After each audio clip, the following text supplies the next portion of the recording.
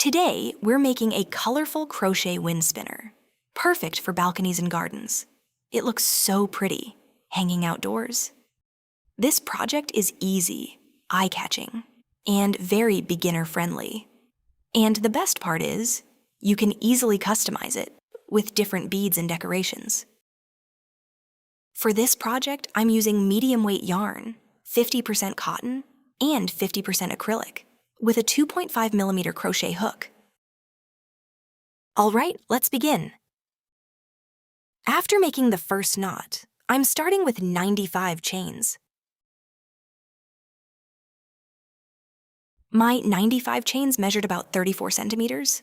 That's 13.4 inches. You can make yours about 35 to 40 centimeters, or 13.8 to 15.7 inches. After making 95 chains, start in the second chain from your hook. That means the second loop away from the hook. Then work one single crochet into each chain, all the way across. If you'd like, save this part for later. It'll be much easier to follow when you make your own. When you reach the end of the row, don't forget this part. Work one single crochet into that starting knot as well. Chain one here, then cut your yarn. Now go back to the beginning and continue with the second color. Join your yarn at the top of the first single crochet, then make 2 chains.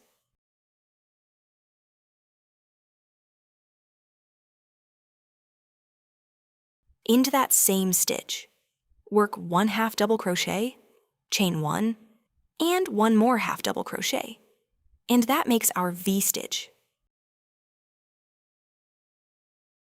Now, in the next single crochet, work 1/2 double crochet, chain 1, and 1/2 double crochet. Again, in the next stitch, work 1/2 double crochet, chain 1, and 1/2 double crochet. Keep repeating that same pattern, all the way to the end of the row. At the end of the row, into that last single crochet, you work 1/2 double crochet, chain 1, and 1/2 double crochet. Chain 1, cut the yarn here, and now we'll continue from the beginning with our third color. Of course, if that feels easier for you, you can also keep going by adding your yarn at the end of the row, without cutting it each time. Now join your yarn at the top of that first half double crochet stitch.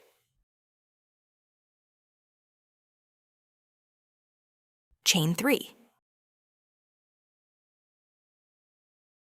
Into that chain 1 space, work 3 treble crochets, nice and simple. Once this part clicks, the rest gets much easier. Now into the next chain 1 space, right in the center of the V-stitch, work 3 treble crochets. You can also find written patterns for projects like this on crochetstrends.com. Keep going in the same way, working 3 treble crochets into each chain 1 space, right in the center of every V-stitch, until you reach the end of the row. At the end of the row, don't skip the last V-stitch. Work 3 treble crochets right into the center of that one too.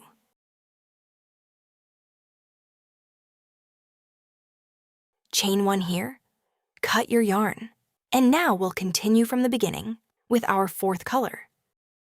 Join your yarn at the top of that first chain, right at the start of the row. Chain 3. Into that same stitch, work 2 treble crochets. Now in the top of the next treble crochet, work 2 treble crochets. Again, in the next stitch, work 2 treble crochets. And once more. In the next stitch, work 2 treble crochets. If this is helpful so far, Please don't forget to like the video. That really helps my channel. Keep going all the way across, working 2 treble crochets into the top of every stitch from the row below. In that last treble crochet, work 2 treble crochets again, then make 1 chain. Cut your yarn here, and now let's work the final row, using the first color again. Of course, you can continue with any color that you used in your project. That part is totally up to you. Join your yarn at the top of that first chain we made. Chain 1, then make a slip stitch into the top of the next treble crochet. Chain 1, slip stitch into the top of the next treble crochet. Chain 1, then slip stitch into the top of the next treble crochet. Keep repeating that pattern all the way to the end of the row.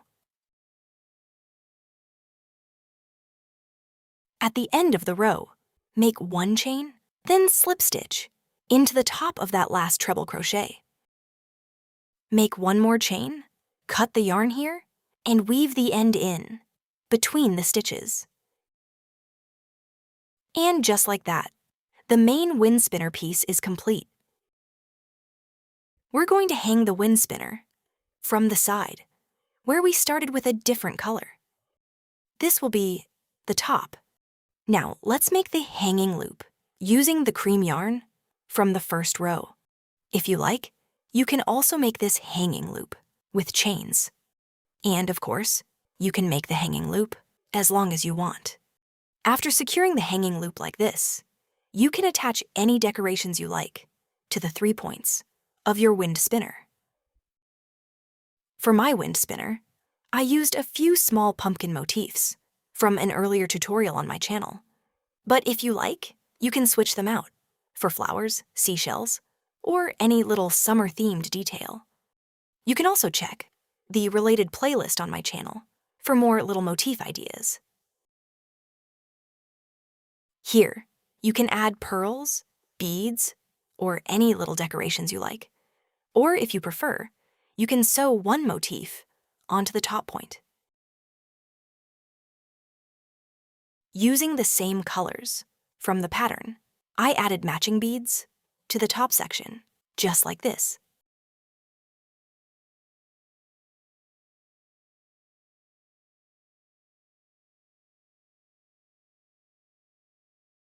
Now attach it again to that cream section from the first row at the bottom of the spinner. If you're enjoying this project, please don't forget to like the video. It really helps my channel. After attaching your motif, now let's give it its full wind spinner shape. Twist the piece around itself toward the right like this to create that spiral wind spinner shape. Tell me in the comments which color combination you'd choose for your garden or balcony. I'd love to know. Once you shape it like this and open it from the hanging loop, you can see it forms a very neat, even wind spinner. That's everything I wanted to show you for this project. Before you go, please subscribe to my channel, give this video a like, and share it with your loved ones. See you in the next crochet tutorial. Take care, my friends, and happy crocheting.